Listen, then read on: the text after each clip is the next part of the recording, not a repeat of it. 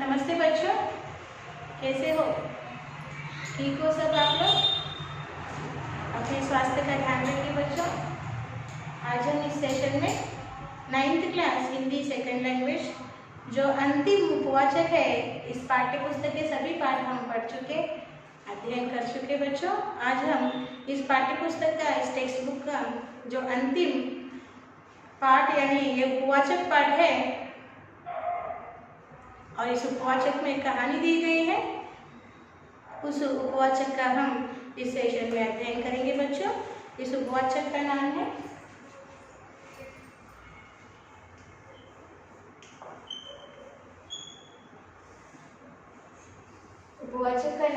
अपना स्थान स्वयं बनाए।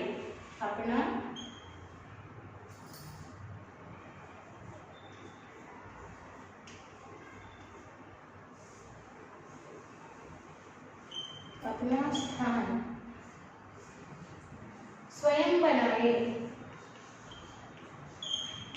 स्वयं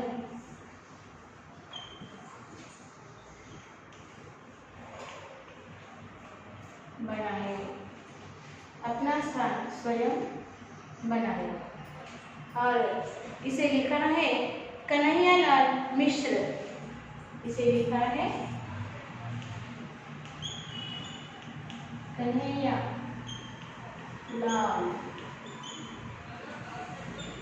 मिश्र जी ने, जो हिंदी साहित्य जगत में प्रभाकर के नाम से जाने जाते हैं। प्रभाकर, हिंदी साहित्य जगत में ये प्रभाकर के नाम से जाने जाते हैं। ओके, तो इस कहानी को पढ़कर हम इसका अध्ययन करेंगे, पर उसके पूर्व मैं ये उचित समझती हूँ कि क्यों ना हम इसके पहले शब्दार्थों को स्टडी मटेरियल से देखकर लिखे, पढ़े और उसका अर्थ समझे, ताकि हम जब पाठ पढ़ना शुरू करें तो उसके हर शब्द का अर्थ हमें समझ में आ जाए। आपको आपका क्लास बुक खोलना है और जो शब्दार्थ मैं दे रही हूँ उसे आपको लिखना है बच्चों। तो आपका क्लास बुक खोलिए और शब्दार्थ इस तरह लिखिए। पहले पाठ का नाम लिखिए, उपवाचक अपना स्थान स्वयं बनाए, और शब्दार्थ इस तरह से लिखिए। शब्दार्थ यानी इसका अर्थ है मीनिंग्स।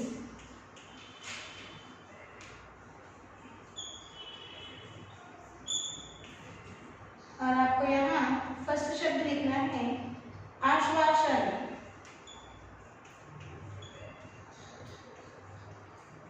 आश्वासन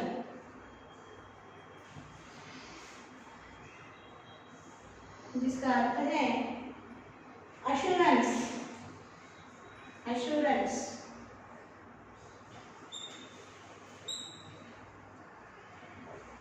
एश्योरेंस। और सेकंड है छांटना।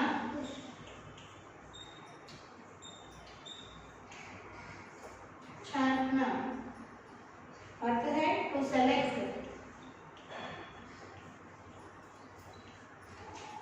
चपरासी।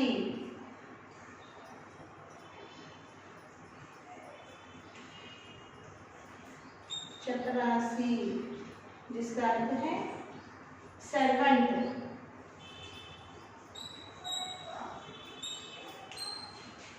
रद्दी।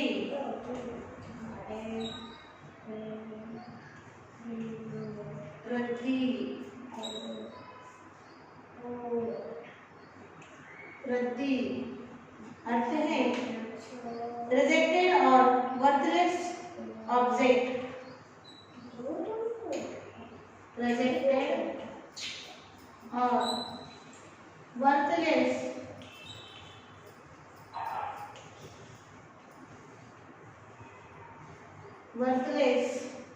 ऑब्जेक्ट्स।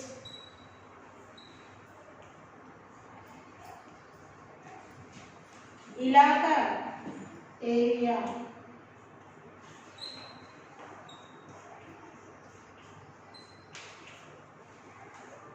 इलाका, एरिया।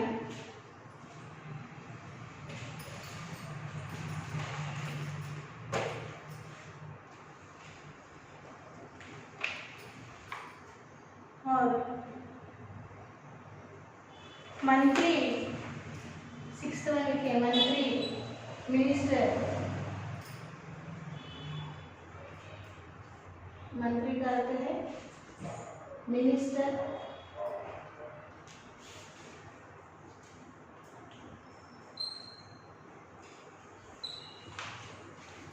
कार्यालय, ऑफिस,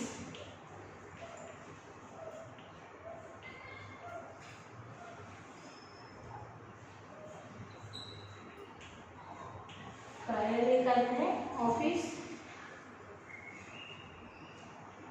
अमीर means rich,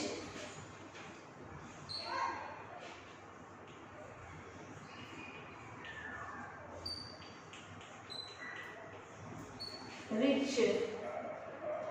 furniture means furniture only.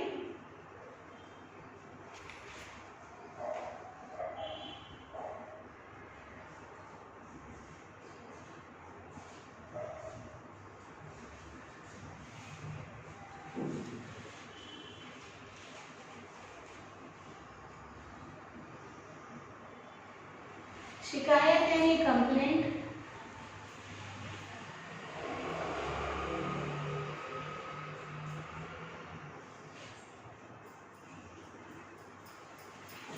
Complaint.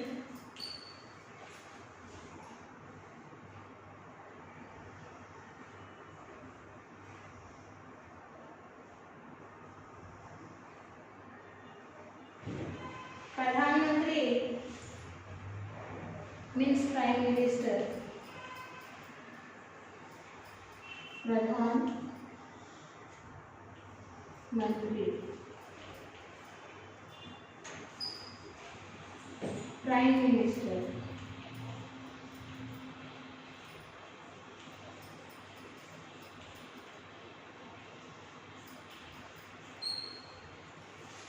देखिए आपके शब्दार्थ है आश्वासन, अश्योरेंस। शब्द देखिए फिर से पढ़ रही हूँ, आश्वासन, अश्योरेंस। छांटना, टू सेलेक्ट, छांटना, टू सेलेक्ट। चपरासी, सर्वेंट, चपरासी, सर्वेंट। रद्दी, रिजेक्टेड और वर्थलेस ऑब्जेक्ट्स, रद्दी, रिजेक्टेड और वर्थलेस ऑब्जेक्ट्स। इलाका, एरिया, इलाका, एरिया। मंत्री, मिनिस्टर, मंत्री, मिनिस्टर। कार्यालय, ऑफिस, कार्यालय, ऑफिस। अमीर, रिच, अमीर, रिच। शिकायत, कंप्लेंट, शिकायत, कंप्लेंट। प्रधानमंत्री, प्राइम मिनिस्टर, प्रधानमंत्री, प्राइम मिनिस्टर। ओके, तो आपको इन शब्दों को, इन शब्दार्थों को सुंदर हस्ताक्षर में लिखना है। फिर हम अगले भाग की चर्चा करेंगे।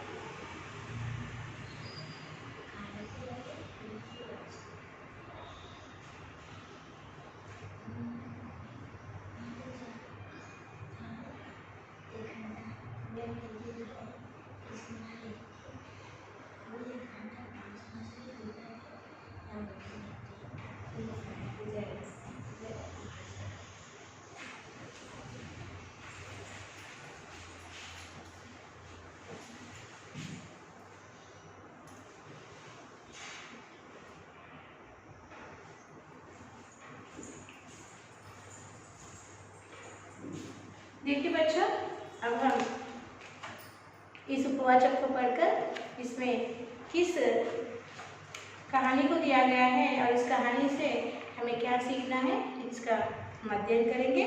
तो पेज नंबर 66 खोलिए। पेज नंबर 66 देखिए, पढ़ रही हूँ, ध्यान से सुनिए। एक बादशाह था। उसने एक दिन अपने मंत्री से कहा, मुझे अपने लिए एक आदमी की ज़रूरत है।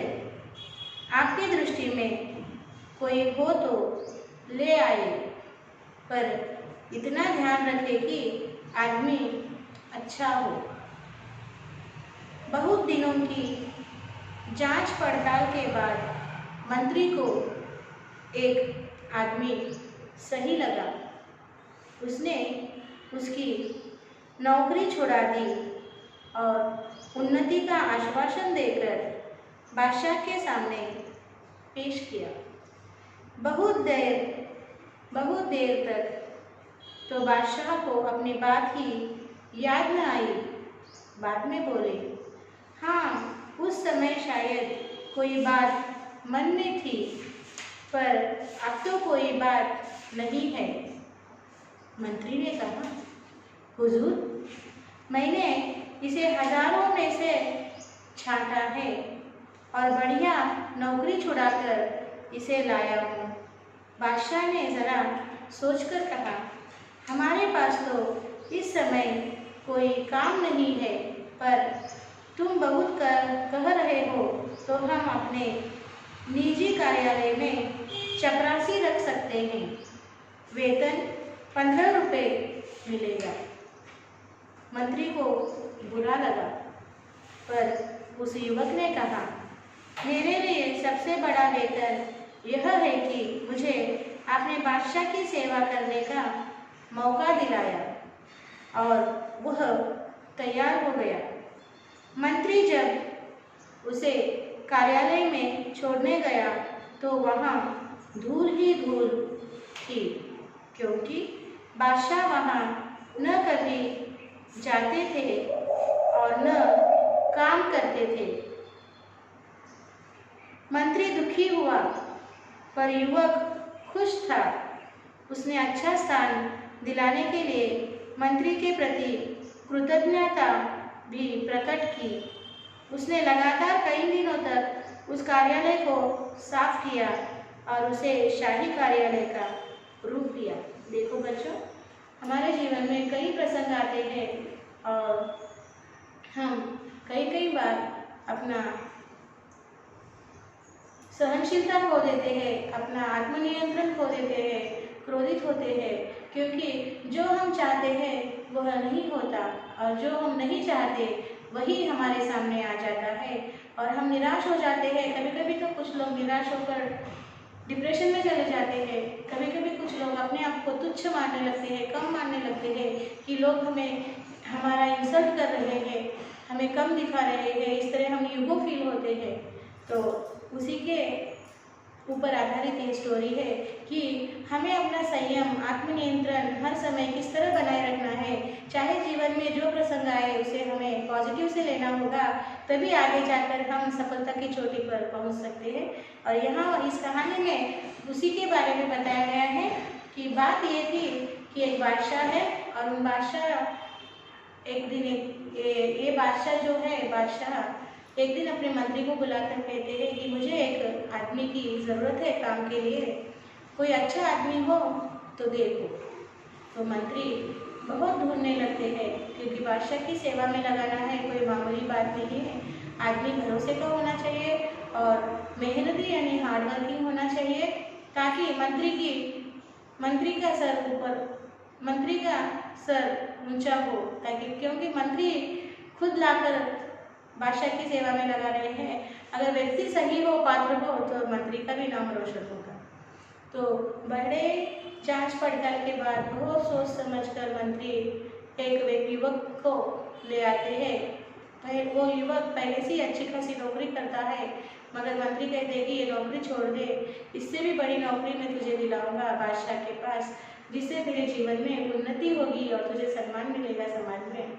तब वो युवक वो नौकरी छोड़कर मंत्री के साथ आ जाता है और मंत्री उस युवक को लेकर बादशाह के पास जाते हैं और कहते हैं कि हुजूर, मैंने आपके काम के लिए एक व्यक्ति को लेकर आया हूँ। ऐसा होता है कि बादशाह अपनी कही हुई बात भूल जाते हैं और वे सोचते हैं कि ऐसा कहा था क्या मैं तुमने कि मुझे एक व्यक्ति की ज़रूरत है? शायद मुझे तब एक व्यक्ति की ज़रूरत हुई होगी, पर मुझे अभी याद नहीं है कि मैंने एक व्यक्ति की ज़रूरत किस लिए आपको बताई थी। पर अभी मेरे पास कोई काम नहीं है। तब मंत्री को बुरा लगता है, क्योंकि मंत्री बादशाह के कहने पर ही इस युवक को उसकी अच्छी नौकरी छुड़ाकर यहाँ पर लेकर आते हैं और ये आश्वासन देकर लेकर आते हैं। आश्वासन यानी अश्योरेंस, भरोसा देकर लेकर आते हैं कि मैं तुझे इससे भी बड़ी नौकरी राजा के बादशाह के पास लगाऊंगा और तुझे अच्छा वेतन मिलेगा और तेरा सम्मान भी बढ़ेगा। मंत्री को बुरा लगता है राजा की बात सुनकर कि वे भूल गए हैं और उनके पास कुछ काम नहीं है अभी, तो मैं इस एक व्यक्ति के साथ क्या करूँगा। तो मंत्री कहते हैं बादशाह से, हुजूर, मैंने बहुत जांच पड़ताल के बाद इस युवक को मेरे साथ आपके सेवा में लेकर आया हूँ। इसकी अच्छी खासी नौकरी छुड़वा कर लेकर आया हूँ, सिर्फ आपने कहा था इसलिए, और इसे मैंने आश्वासन दिया है, एश्योरेंस यानी भरोसा दिया है कि मैं इस नौकरी से भी अच्छी नौकरी तुम्हें राजा के पास दिलाऊंगा। तब राजा सोच में पड़ जाते हैं और कहते हैं कि अभी मेरे पास इस युवक के लिए कुछ अच्छा सा काम नहीं है, पर मैं इसे अपने निजी यानी पर्सनल कार्यालय में चपरासी यानी प्यून का, अटेंडर का काम नौकरी देता हूँ। यह सुनकर मंत्री को बुरा लगता है, क्योंकि युवक एक अच्छी नौकरी कर रहा था और मंत्री ने उसे यह आश्वासन दिया था कि मैं तुझे इससे भी अच्छी नौकरी राजा के पास दिलाऊंगा, मगर राजा तो अभी से चपरासी यानी प्यून, अटेंडर का काम दे रहे हैं, इसलिए मंत्री बुरा मानते हैं। पर युवक खुश है, उसने बुरा नहीं माना। उसने मंत्री जी से कहा कि मान्यवर, आपने मुझे बादशाह के पास सेवा में रखा, यही मेरे लिए भाग्य है। फिर मंत्री युवक को लेकर राजा के कार्यालय में जाते हैं, जो कि वो कार्यालय बहुत दिनों से बंद पड़ा हुआ है। बादशाह कभी उस कार्यालय में आते जाते भी नहीं, इसलिए वहाँ पर सब धूल मिट्टी जमी हुई है, सामान इधर उधर बिखरा हुआ है। वो देखने पर वो कमरा, उस निजी पर्सनल कार्यालय का कमरा इस तरह दिख रहा है कि कई सालों से खंडर के जैसा पड़ा हुआ है। तब मंत्री को बहुत बुरा लगता है और वे युवक से कुछ न कर पाते हैं दुख के कारण मंत्री, पर युवक खुश है और वो युवक मंत्री से अपनी कृतज्ञता भी, आभार भी प्रकट करता है कि आपने मुझे बादशाह के पास अच्छा स्थान दिलाया, इसके लिए आपका आभारी हूँ। पर मंत्री का मन अभी भी दुखी है। मंत्री चले जाते हैं और ये युवक कई लगातार दिनों तक उस टूटे फूटे उस ऑफिस की साफ सफाई करता है, हर चीज़ को सही ढंग से सजा कर रखता है और उसे एक शाही कार्यालय यानी रॉयल ऑफिस का रूप देता है। उस ऑफिस को साफ सुथरा कर कर, क्लीन कर कर, हर चीज़ को डेकोरेट कर कर ये जो युवक है उस पुराने ऑफिस को अब एक शाही का अर्थ क्या है, रॉयल ऑफिस का रूप देता है। यहाँ तक का भाग एक बार आप साइलेंट रीडिंग कीजिए, फिर हम अगले भाग की चर्चा करेंगे।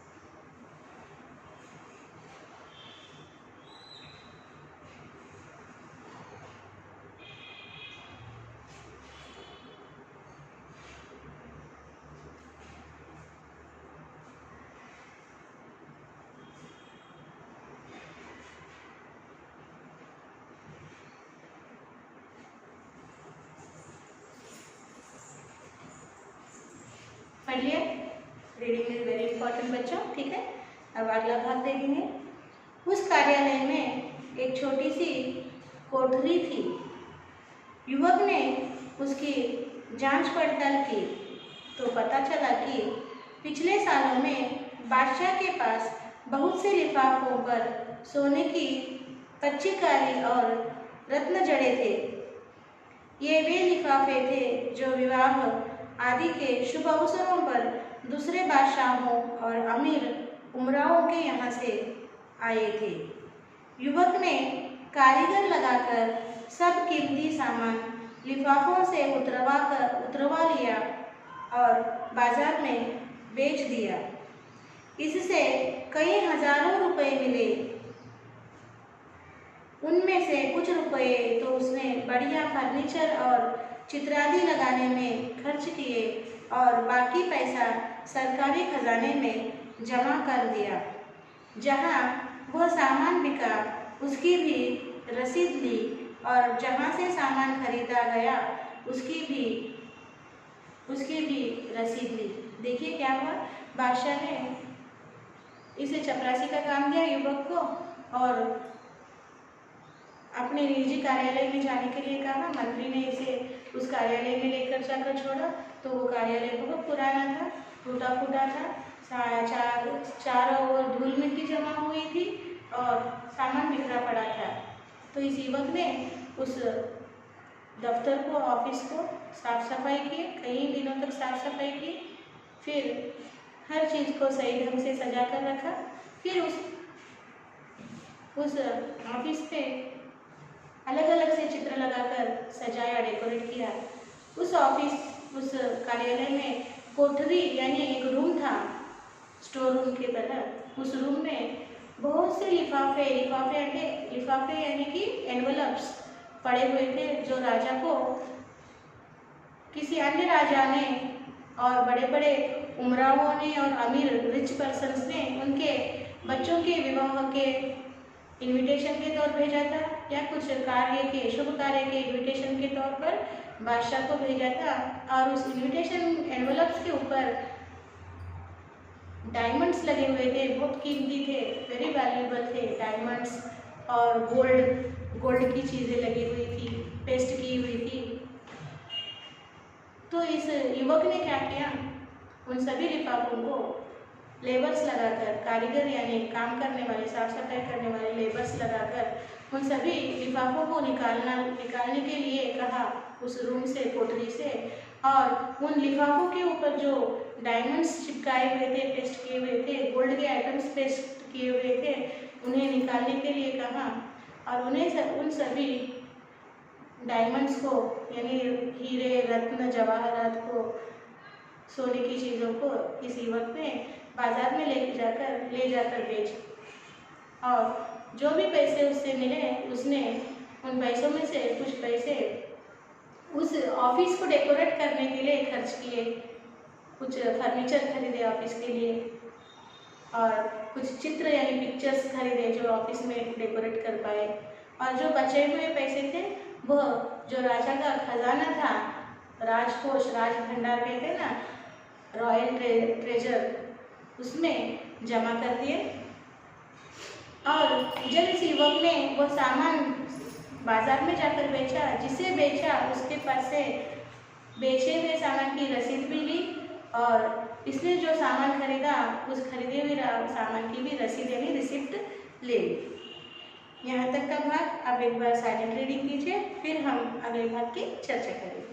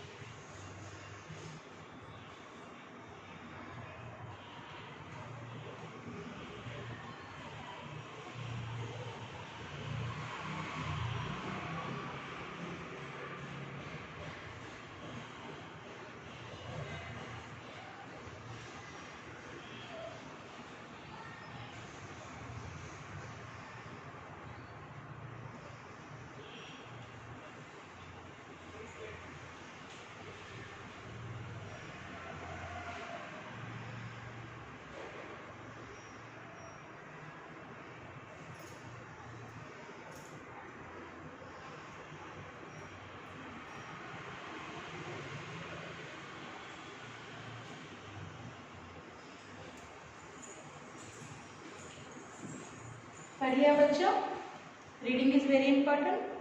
तो आज हम यहीं पर रुकेंगे और आज हमारा आज का साक्षी इस तरह होगा बच्चों।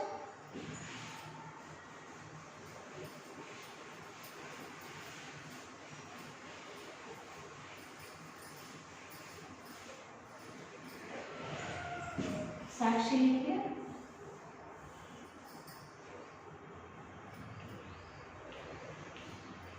साक्षी सब्जेक्ट लिखेंगे Hindi, second language, class 9th class, HW